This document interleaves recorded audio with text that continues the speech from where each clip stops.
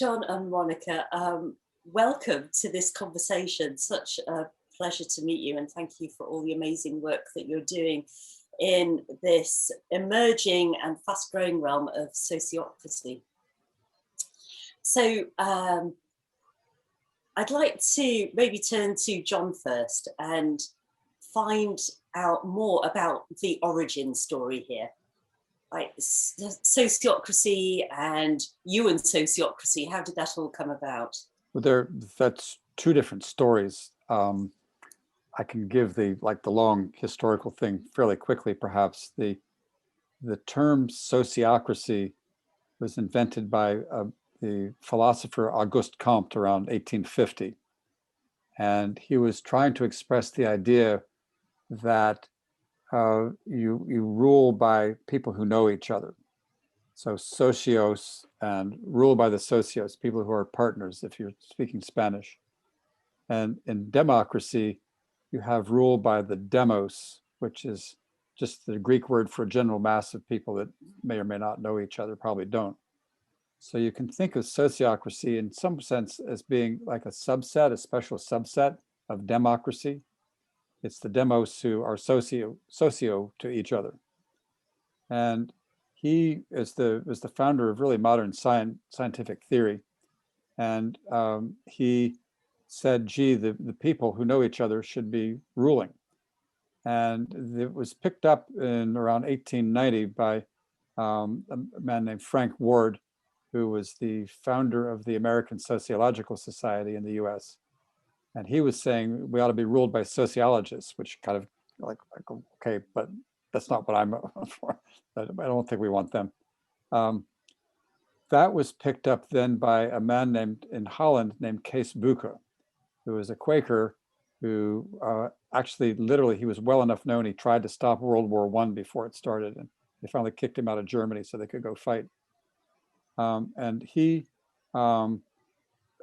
knew about sociocracy and said, we're going to try that. And in fact, he founded a school while World War II was going on for children who were like orphaned and couldn't lost their families.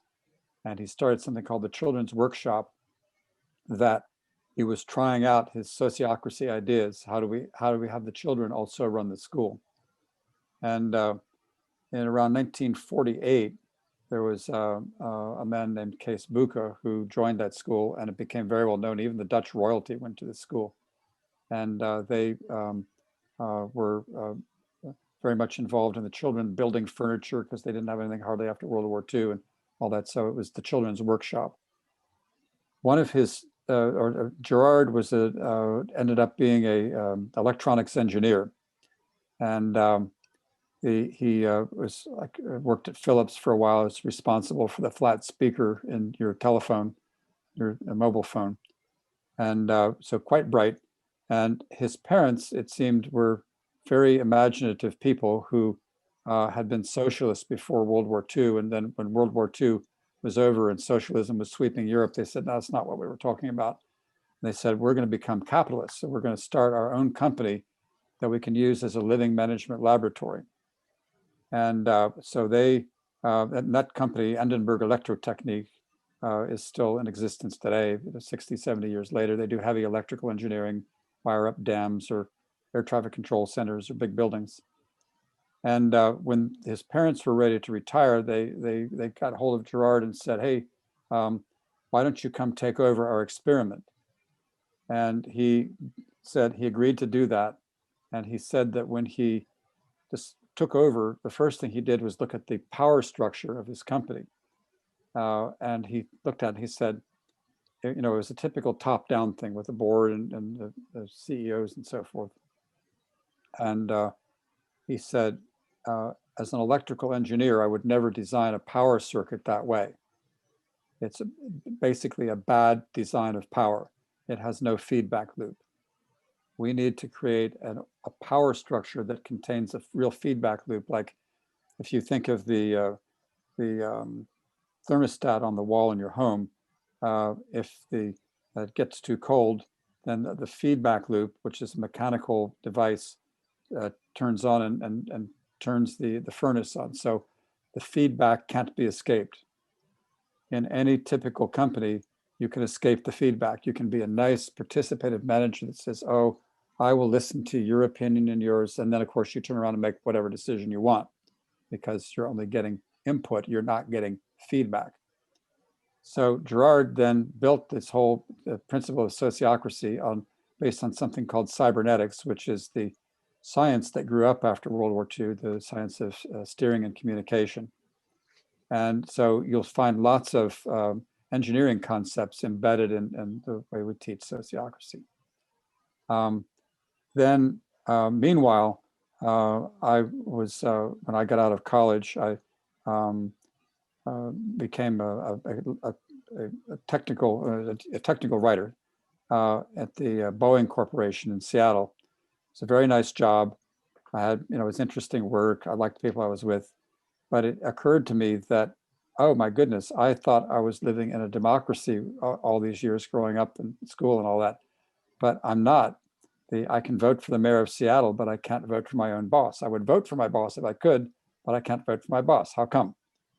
I would like to be able to do that. I would like to work in a democratic company, I said to myself. And so I started looking for such a thing. I continued my career working for the Federal Aviation Administration, big bureaucracy, became an expert in computer-based training, got lots and lots of management experience and management training at the FAA, and was like, still never could find a place I could work where I was be able to vote for my boss. So I was over in Holland in the late 80s to give a speech on computer-based training. And the people who were hosting me and I were having a nice dinner one night, and I complained to them. I said, I can't find a company to work for where I can, that's democratic. And they said, the problem's been solved, go see Gerard Endenberg, which is what I did. And it took me no more than 15 minutes to realize he had something really genuinely new. And so I made several trips back to Holland. I had to learn some Dutch in order to translate the materials because there was no Google translators then. And so I went on, I did a master's thesis in which I studied Dutch companies that were using sociocracy and was able to provide solid data that the level of organizational commitment in of a worker in a Dutch sociocratic organization was statistically significantly higher than the average Dutch worker commitment to the organization they were working in. So I said, okay, fine, I have that. Went on and wrote a book called Governance, We the People, Consenting to a Deeper Democracy.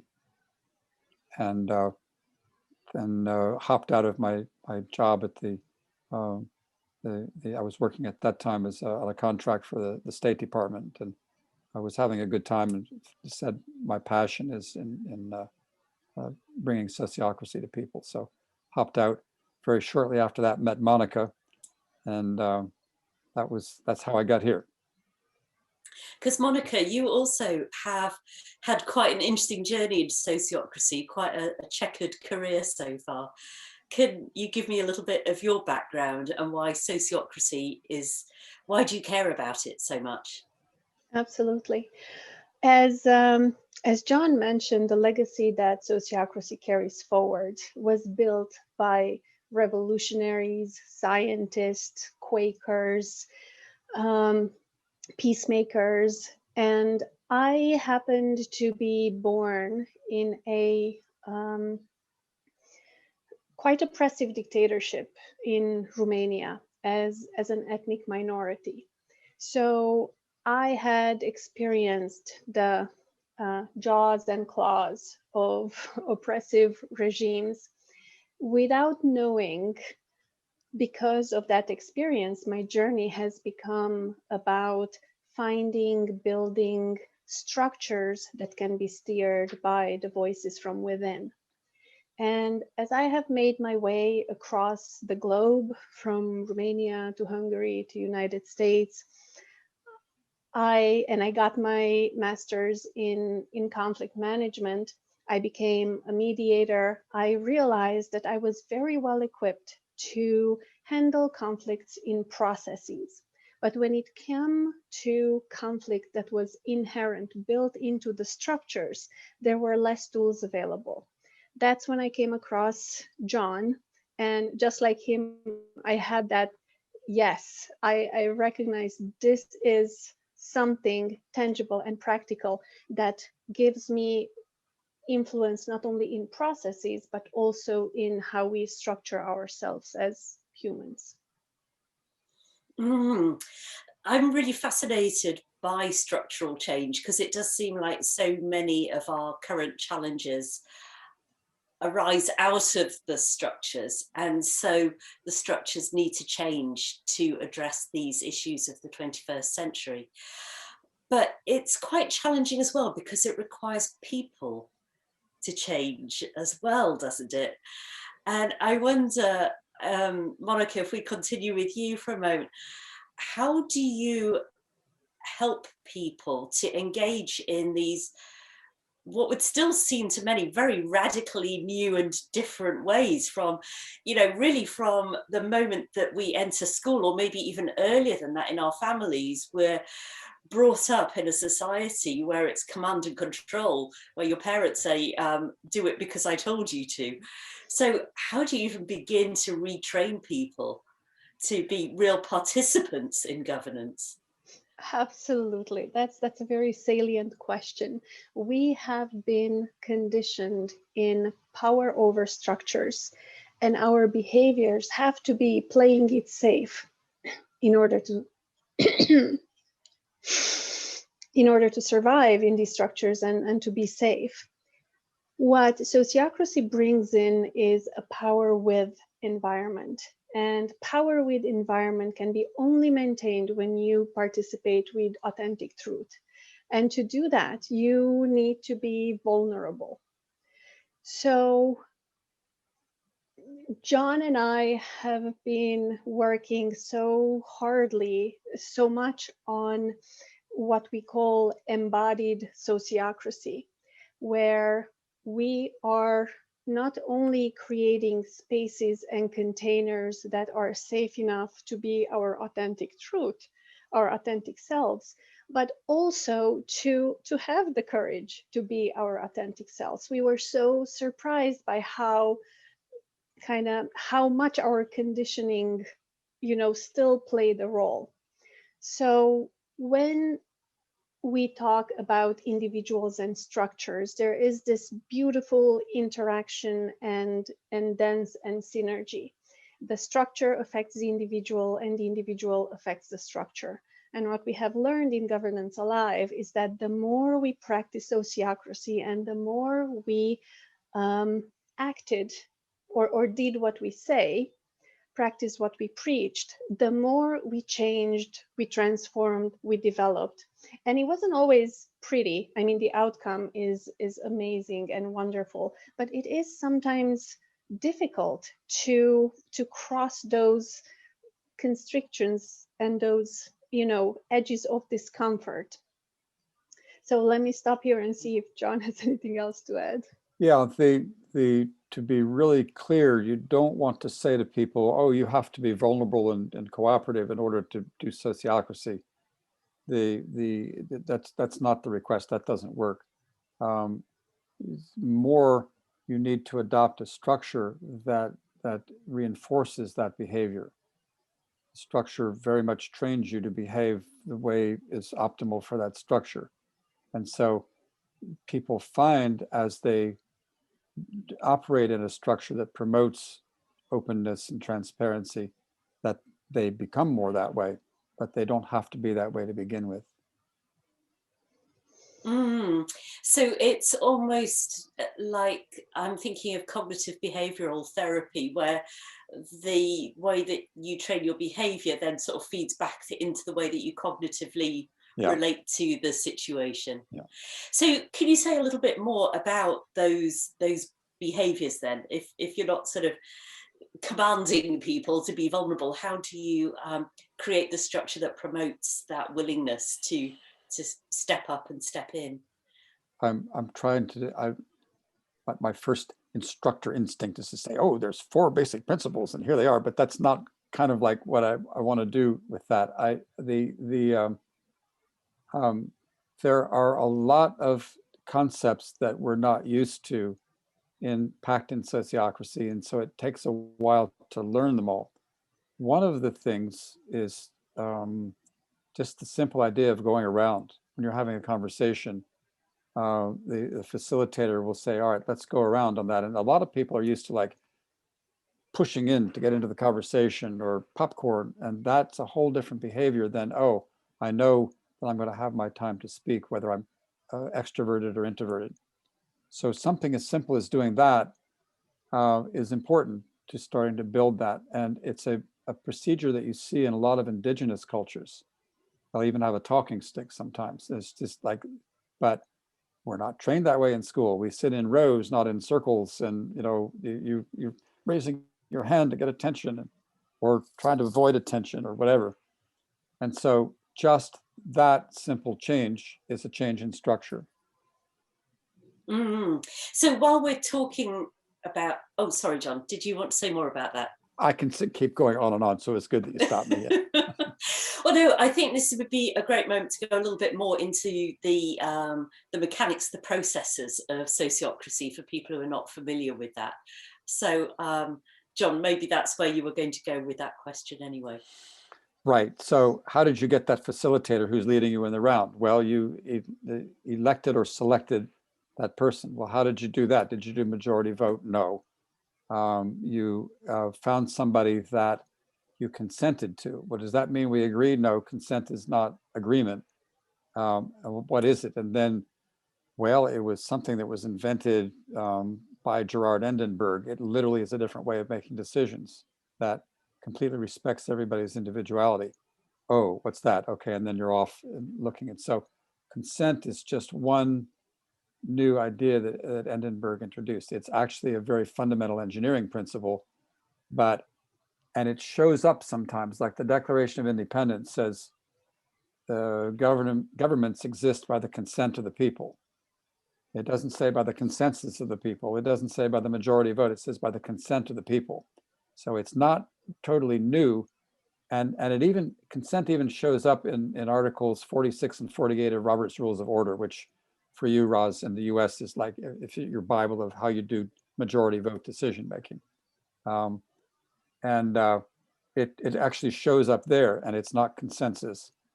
But Endenberg took this concept, added some cybernetic concepts to it, and then makes it so that even children can do it. But it's something new that you have to learn, and that in itself reinforces respect and equivalence among everybody in a gathering or in a meeting, and it helps a lot if they've been trained how to do it. So there's your first hurdle to jump. You've got to train people in that. Thank you, John. And I know that when I first started to learn about sociocracy, I realized that consent and consensus have a very specific meaning in this context that that didn't come intuitively to me. So maybe, Monika, could you say a little bit more about what those terms mean in the context of sociocracy, and how that actually, what does that look like within a circle? Absolutely. Consent is often used synonymously with consensus. However, sociocratic consent, as John mentioned, is very different. Consensus is you are asking people to agree, to say yes. In consent, we are asking people to say that, no, I don't see anything wrong with this proposal. So I'm not looking for your agreement. I'm looking for whether you see anything that doesn't quite sit well with you. And if you don't, then we are moving forward. That's the assumptions, forward movement, unless there is what we call a reasoned and paramount objection. So sociocratic consent basically means that the decision is made when you have no reasoned and paramount objection. Just saying no is not an objection.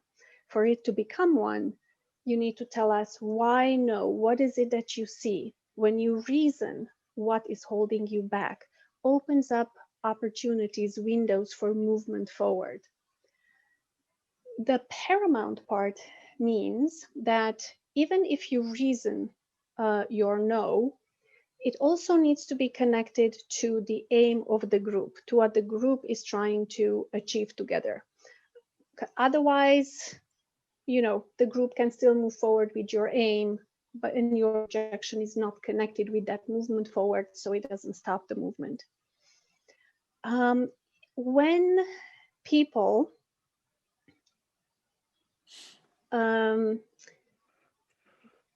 oftentimes when it's not an objection, oftentimes it's a personal preference, and so oftentimes objections can be confused for personal preferences, and there's a huge distinction in there.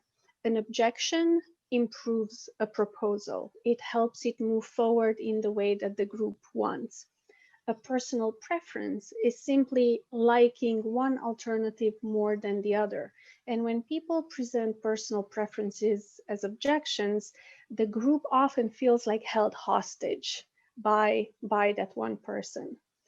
And so using objections that are reasoned and connected to the aim not only ensures equivalence in the group, that everybody has the same chance to have an input in the process, but it also focuses the group into the direction that they want to go.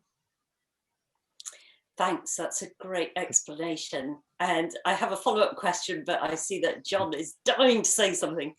Yeah. Go for it, John. So that is the explanation you get when you translate the Dutch into the English. And English actually fails us. That the Dutch word for objection is bezwaar, which means, if you translate it literally, which is behevied. And English is saddled with a lot of French words that when you say them have very little emotional content. So objection is like French, it's flat. What we're really saying is that you don't have a heavy feeling. So it's not only logic-based, it's in fact, more importantly, body-based. And so if I'm going around and saying, does anybody have an objection? And somebody says, no objection. I say, okay, that's an objection. And I go back to that person and I say, wait a minute, why was your mouth and your body disagreeing with each other? What's going on? And that allows us to connect way down to the base of our brain, where there's this old lizard back there that actually has maintained control of decision making, despite all this cerebral cortex stuff. It's the lizard that makes the decision. And so you can get to the lizard by going through feelings and find out, is it really, are you really okay with that? And so a reasoned and paramount objection is not the same as an overweighing heavy feeling, which is what you get when you directly translate it from Dutch. And so it's really literally a concept that cannot easily be translated into English. It takes a long explanation. Interestingly enough, I have a friend who is teaching this in Gujarati, which is one of the languages in India, and he said, hooray, there was no problem. It translates directly into Gujarati, but not into English. So I'm saying that to give you a feeling of some of the subtleties that are behind the concept. Yes, I'm just thinking back to my corporate career, and certainly managers were not on the lookout for discrepancy between what's coming out of the mouth and what the body is saying. And I do wonder if maybe some managers listening to this might be thinking, well, this all sounds very lovely and sort of hand-holdy and kumbaya, but how does anything ever actually get done? It sounds like an awful lot of talking, trying to get everybody on board with this. It's actually much faster.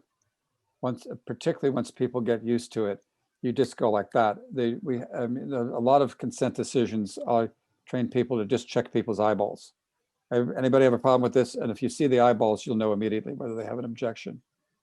If it's a really heavy decision, you might want to go around, but it works fast, and people also are not trying to spend time trying to manipulate like you do. If it's the boss is making the decision, you're trying to cuddle up to the boss, or if you're trying to win an argument and present logical arguments that are, of course, better than your logical arguments, it leads to, and there's some thought concepts like blind spots and both and thinking and rapid prototyping that are all also behind this. So with those tools, a relatively simple decision goes really fast. A more complicated one can still go fast. And if it doesn't, then you really needed to spend the time thinking it through. Yeah, that's a great response, and I'm going to come back to that. But first of all, I want to pick up on something that Monika said in the section in her answer about consent and consensus, which is arriving at something that moves the circle forwards. So presumably that means moving the circle or moving the action forwards relative to an overarching strategy or vision that extends across the whole organization. So if you don't have the sort of top-down control, how is that overall strategy arrived at so that each circle within the organization knows what it's moving forward relative to, that they're all actually trying to head in the same direction, that forwards to one circle doesn't mean backwards to another circle? How does that work? That is an excellent question. In Sociocracy, we use what we call semi-autonomous circles. And if the word circle sometimes is triggering for people, groups, teams, and anything works. Each circle has an aim, and within accomplishing that aim, they have full autonomy on who does the work, how they do the work, when they do the work, as long as that aim, which can be thought of as an offering, what the circle offers to its environment, to its customers, to other areas of the organization, as long as that offering is delivered, the team or the circle itself decides how they go about delivering it. The semi-autonomous part is that even though, because the group knows what they are about and what they do together, the aim needs to be coordinated with other areas of the organization or with the customer. And the offering of one circle adds up with the offerings of other circles into something larger that is organizational. So as long as the aims are coordinated, the teams can work quite autonomously in delivering what they have consented to offer. Perfect. Thanks, Monika. So, John, you mentioned the effectiveness, that it's, all of this talk is not just talk, it really is generating action. And in several places, I've seen it referred to that the sweet spot in sociocracy is when the whole becomes greater than the sum of the parts in some way. So I wonder if you could say more about that, about why this more collective, collaborative way of working is more effective than the more individualistic way that traditional organizations have tended to use. There's again several levels to that. A good circle meeting will move the organization forward just by building esprit de corps. I've noticed that the best way to measure whether a circle meeting was run well was that the people feel more energized at the end of it than they did at the beginning of it. And so if you think of your typical meetings, you're kind of like, oh my God, thank goodness that meeting is over. But the circle meetings people actually look forward to them a lot of times, and you end up, feeling like they're fun. And so if you think of all of the effort traditional management of an organization spends in trying to motivate people and make them feel, rah, rah, this structure does it for you. So it moves them forward in that way. There are a lot of concepts, engineering concepts packed into this that we look at, like the way of structuring work. looking at the input, transformation, output, and the feedback loops you wrap around it, happen to be a totally aligned with ISO 9000, which is the international quality standard. It even is a better explanation of how the standard works than they provide with the standard. So you have both it's a both and situation.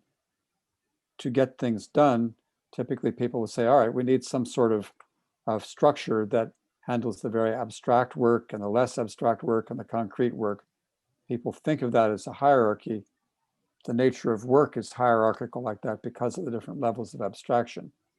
And because everybody is completely equivalent, you are also able to say, gee, we need to assign certain people to those different levels, and we need to be able to do something called double linking to be able to pull them back if we want. And we need to, as my criteria, be able to elect our bosses. And so that means that the organization is both completely flat, everybody's equal, and there's a hierarchy. And when you have that kind of hierarchy, then the resistance to taking orders and the games playing that comes around it tend to go way down. So that you now have a structure that people welcome taking direction because they've said we want direction on that matter. And that makes it more efficient. And you've got an organization that is, new word, agile. We've actually added a lot of agile concepts to when we teach sociocracy, but it's automatically an organization where it's not just the software department, but it's the whole structure that can be agile. So you're much more flexible, and people are attuned to turning quickly. Indeed. So you mentioned there double linking, and earlier you mentioned feedback loops. And clearly, where you've got all these smaller teams, it's important that there is this flow of information around the organization so that the left hand knows what the right hand or the left foot is doing. So Monika, I wonder if you could explain a bit more about how those information flows work in sociocracy. Absolutely. John mentioned the concept of double linking when not only a leader, when a leader from one area and a representative from the other area attend to two circle meetings to ensure that there is proper flow of information.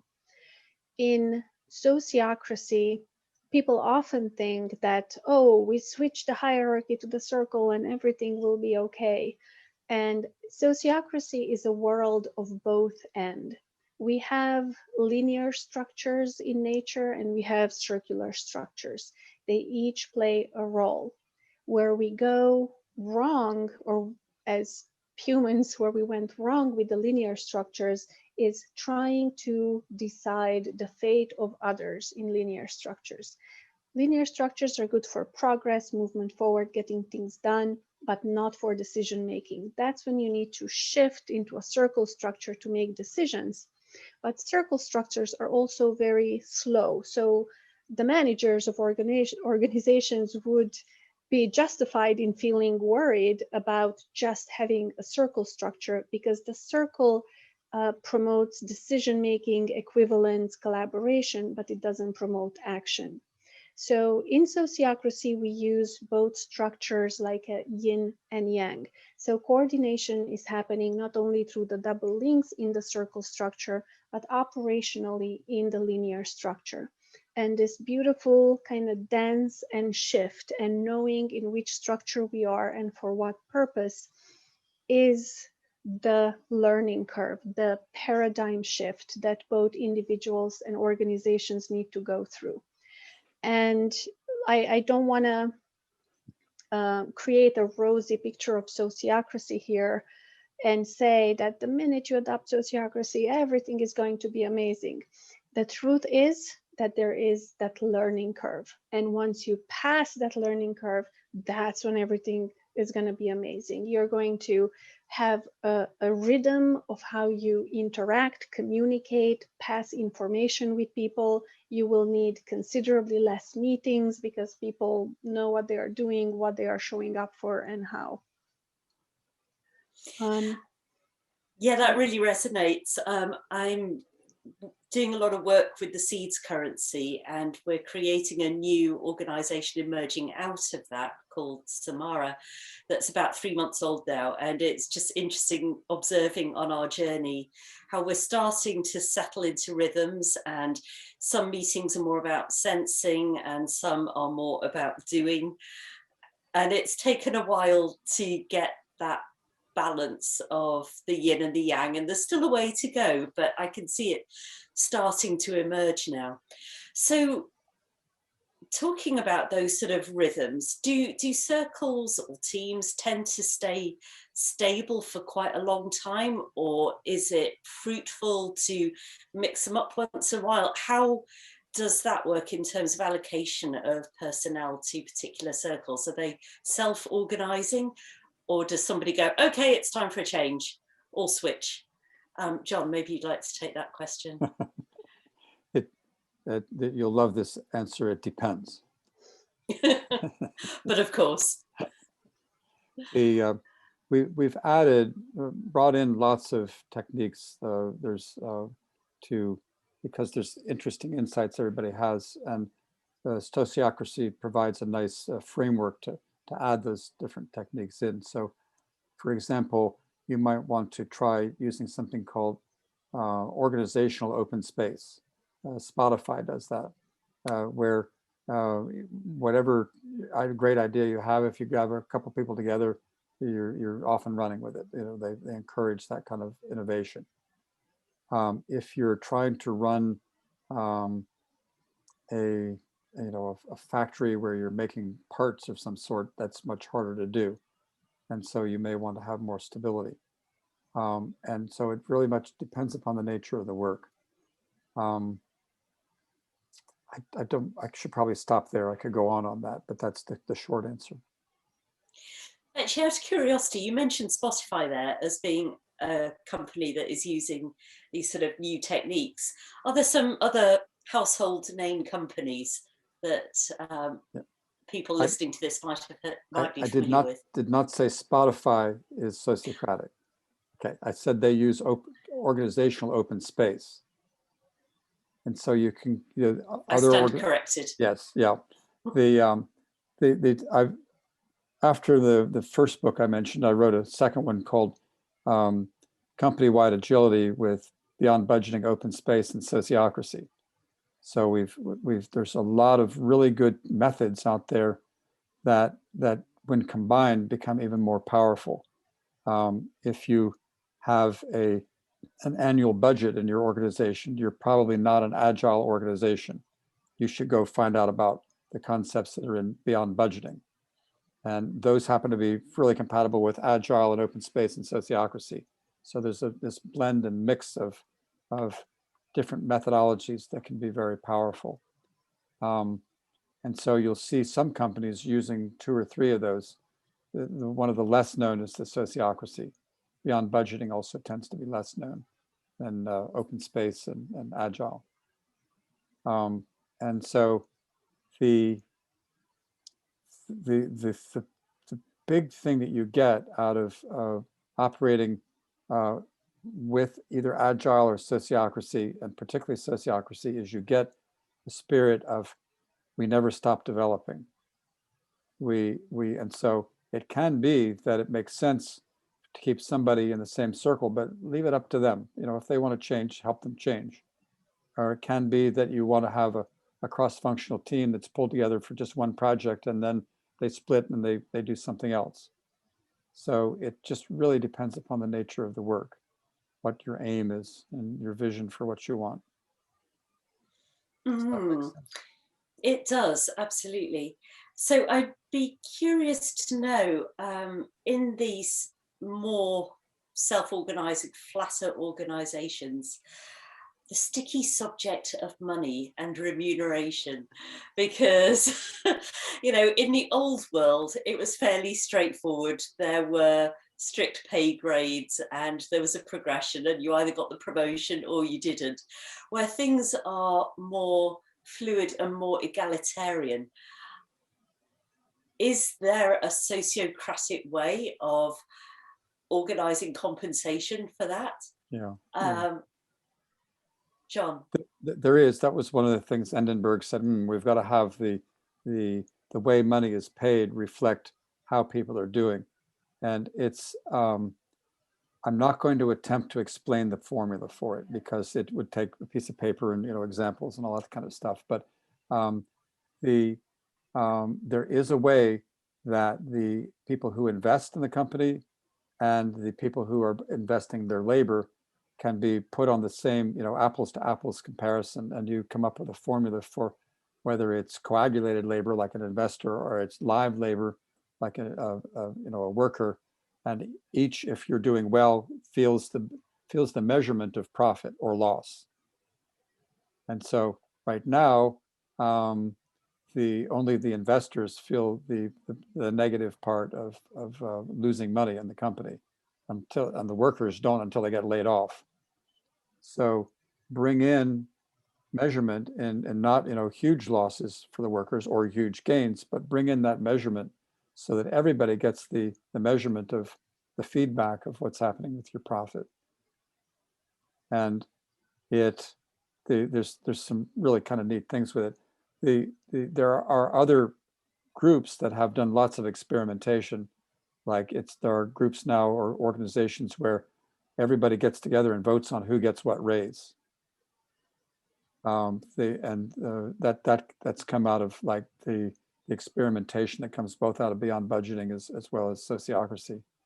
I know one of the first organizations that I helped get sociocratic in the US is a company that manufactures skateboard wheels, Creative Urethanes. And they survived the 2008 recession by, I mean, the main leader was like ready to, you know, just say, we gotta shut down the company. The general circle, which is representatives from the whole company, said, no, we can handle this.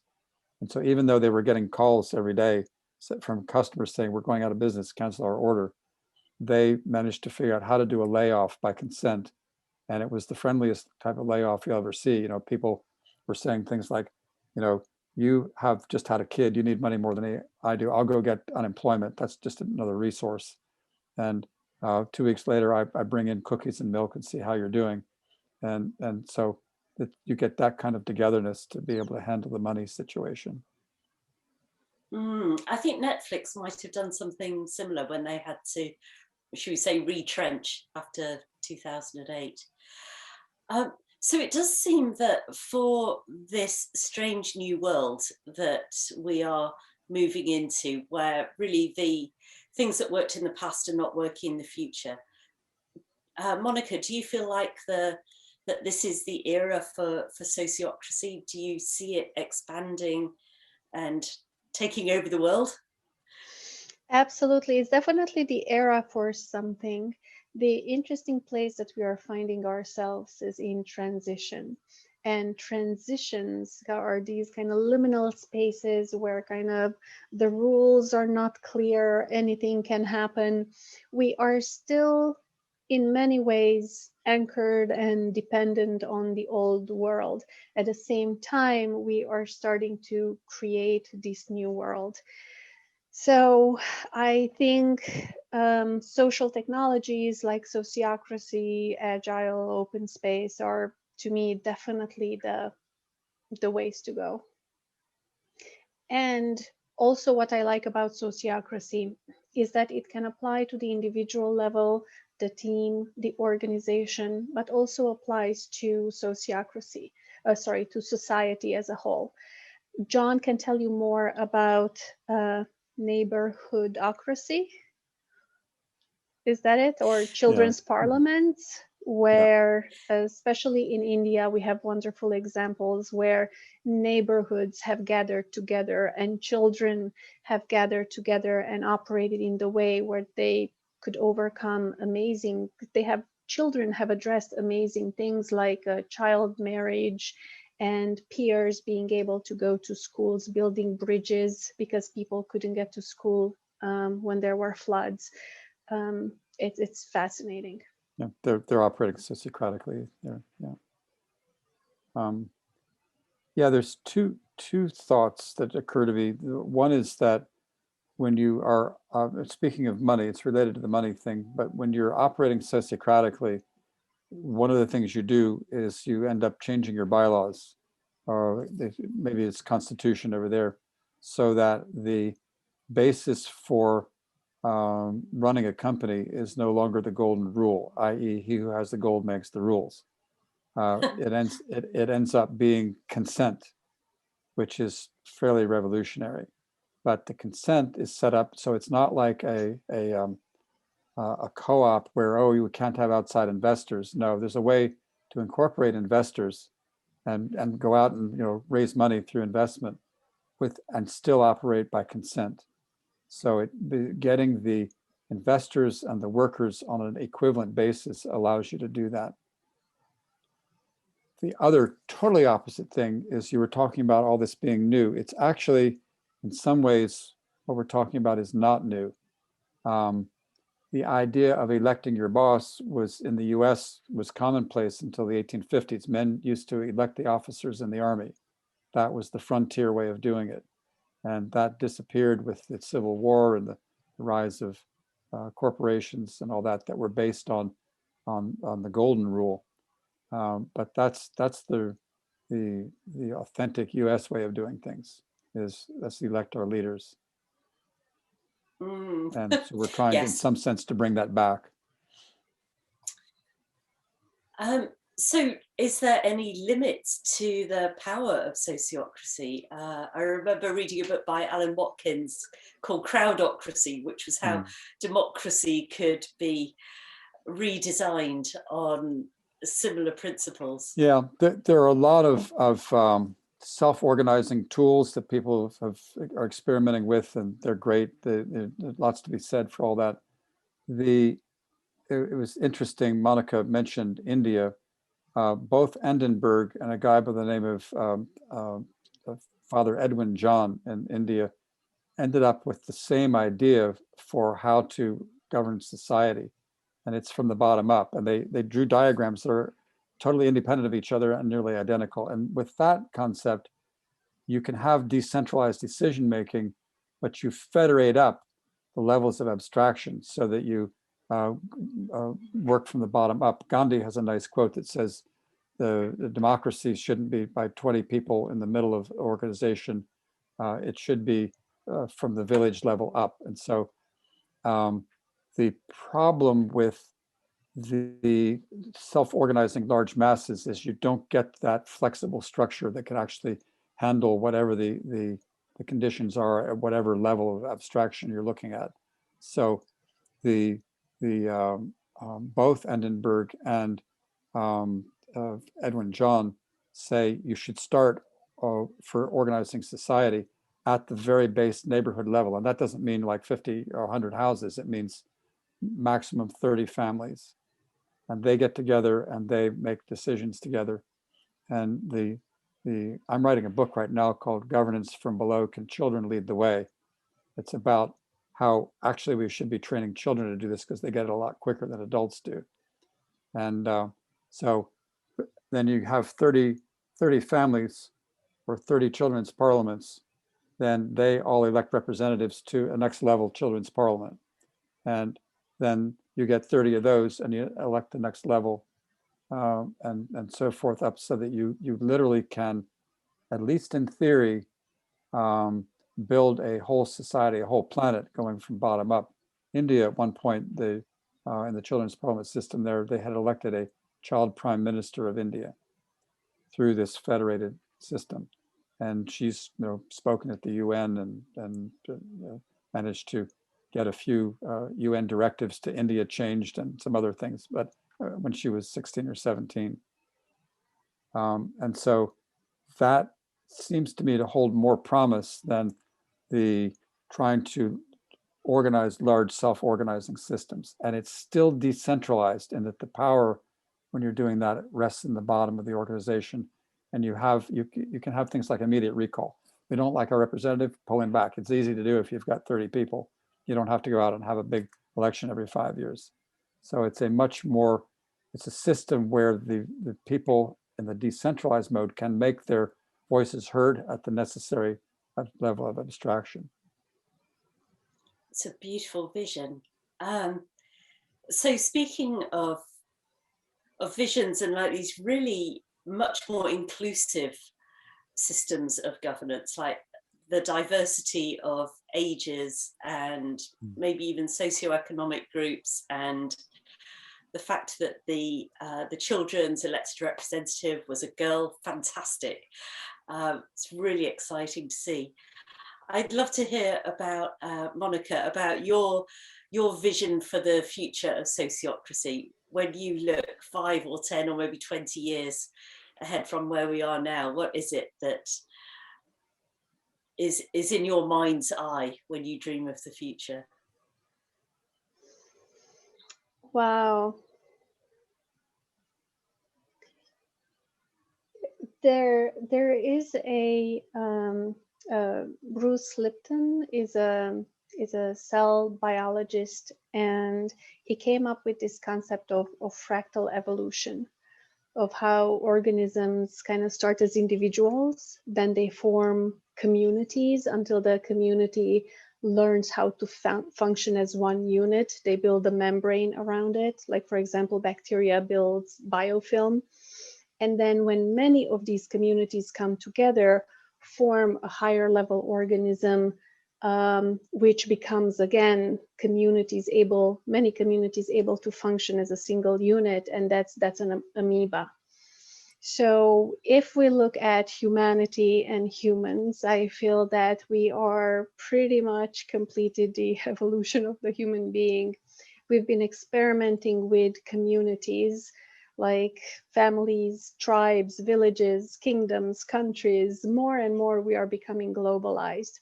So what I see is for us to be able to function together, coexist, think, decide, sense, feel together as one humanity that is synchronized with our resources and with the earth that we live in.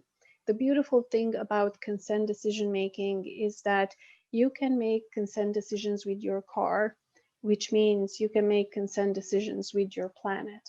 For example, when you're driving along the road, your aim is to get, let's say, to the grocery store with your car, and you see the oil light flashing.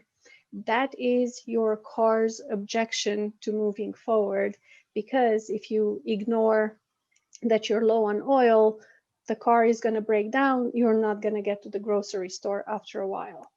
So we can ignore the flashing oil light and we will pay the price. And in similar ways with our earth, we can continue ignoring the signs and we will definitely pay the price. And we can learn to pay attention to the signs and build that feedback into the decisions that we make. So it's like our present challenges are actually a call to the next stage of evolution, that we're going to have to tap into that collective intelligence and really cooperate together if we're going to make it out of this alive. Absolutely. Capitalize on our diversity, capitalize on our wisdom, and include not only us, but other living forms in our environment in how we move forward. Brings a whole new connotation to governance alive, really. Yeah, a really living collective governance. Thank you, Monika. That really resonates with me. That's a beautiful vision, and it feels like that's where we're going, or certainly where we need to go. John, how does that land with you? Yeah, I see this sociocratic technology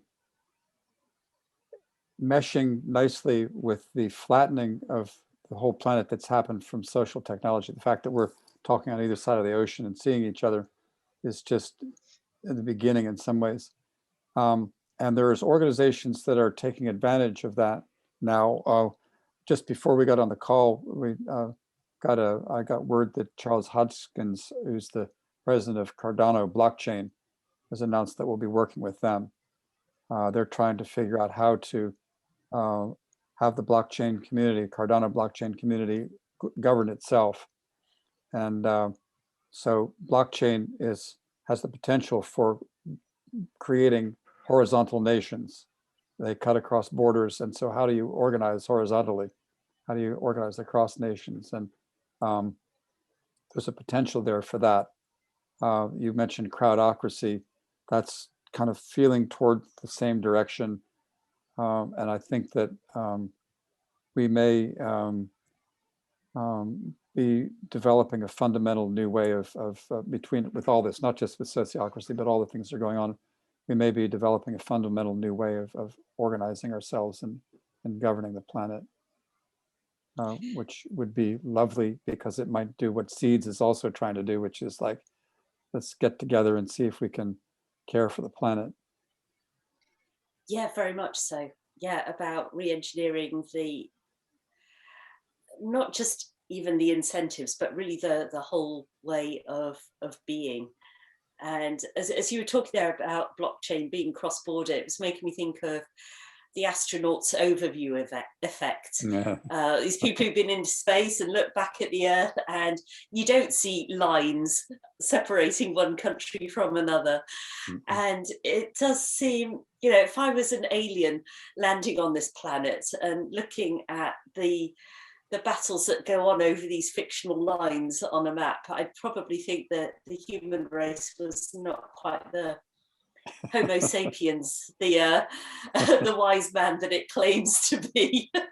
that might seem just a little bit on the arrogant side. So, John, you mentioned that there are also these other convergent technologies, maybe social and otherwise. Could you just throw a few of those into the conversation?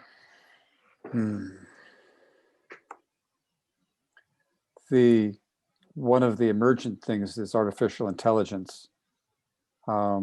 It's not clear where we're going. We've had warnings from people like Stephen Hawking saying, "Look out! Here comes the end of humanity as the robots take over." I think that's probably not so. I do think that we're more and more going to be a compound being that's partly mechanical and partly human. That's like the next step in evolution. So that's a really big, broad thing. The biology. I have a son who's a virologist at the Institute of Human Health, and he says that it's now feasible, given enough money, to cure death. What would that mean? So there's these big things that are happening. The oil lights are flashing. We've got to get off of oil. So there's these huge planetary-wide things that we don't know where we're going. And in terms of just governance themselves, there's the internet itself. We saw even like with the recent move that we took the former president of the U.S. off of Twitter. It's like, wait a minute, who's in charge here? There's shifting, power shifting happening all over the place. I said my 4 favorite new technologies are agile, beyond budgeting, open space, and sociocracy. But there's a lot of other wonderful methodologies that are running around, Theory U and Dragon Dreaming and all these sorts of things. The Cemenco down in South America has come up with some wonderful ways of governing. And it's all about different ways of connecting. You can make the analogy with a brain. And my favorite animal for that is the octopus, because it's a multi-brain entity that has, it has a multi-brain mind. I think we're kind of heading there, but it's not clear how it'll all come out. And it's a time of great experimentation that we should all be having fun with. yeah, if we can't have some fun along the way, then what's it all about, really? Yeah. It does make me think of something that I often say about courage, that you don't find courage by sitting on your sofa waiting for it to show up. No. It's something that only emerges when it's required. And it does feel like these technologies, and especially the social technologies that are emerging, are arising as an emergent property of the current state of the world, that they are now required. So I'm full of curiosity for the future and where that's going to go. And it does feel like these sociocratic principles, this collective intelligence, the whole becoming greater than the sum of the parts, is where it needs to go. So thank you for the wonderful work that you're doing. John? I was just going to say, soon we may be a 2-planet species. Mars and Earth. Well, I'd love to see us learn to take care of the one beautiful planet that we have before we go and screw up another one. But there's opportunities and challenges with that.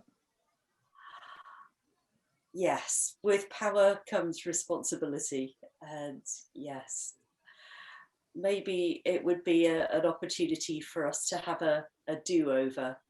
But I'm kind of fond of a green planet, so I think I'd, on balance, quite like to hang out on this one. Monika, where can people find out more about the work of Governance Alive and Sociocracy in general? People are welcome to connect to our resources that are available at www.governancealive.com. We have free materials as well as training opportunities for people to get a better understanding of what it means to do embodied sociocracy and what it means to look at biomimicry in how we govern ourselves. Love it. We could probably have another whole conversation about biomimicry and what a constant inspiration Mother Nature is.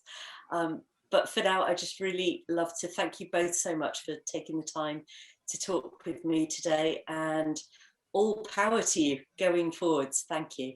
It's an honor to meet you. Thank you. It has been a pleasure, Roz.